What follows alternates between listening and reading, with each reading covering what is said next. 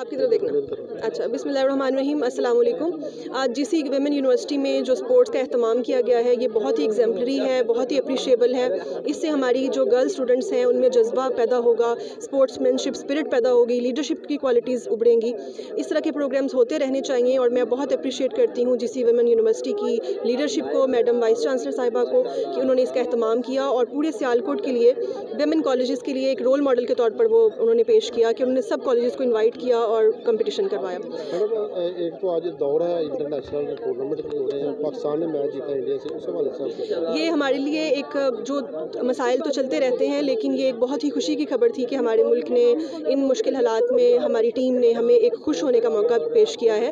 اور مجھے امید ہے کہ اس طرح سے آج جیسا کہ دوسرا بھی میچ ہے تو آئی ریئلی ہوپ کہ ہماری پاکستانی ٹیم بہترین پرفارمنس کے ساتھ مزید ہمیں خوشیوں کا موقع دیتی رہے گی. Thank you. دیکھا کہ اس موقع پہ پوری عوام ہماری خوش تھی, چاہے پولیٹکس ہے چاہے بیوروکریسی ہے, تو آپ اس کو کیا محسوس کر رہے تھے بیوروکریسی کے وجہ سے؟ ڈیفینیٹلی ہمارے لیے بڑی پراؤڈ فیلنگ ہے یہ, اور آپ کے لیے ایک اور بھی یہ خوشخبری کی بات ہے کہ شہر سیالکوٹ میں کرکٹ اکیڈمی بننے جا رہی ہے جس کی اپروول بھی جس کا ہو چکا ہے.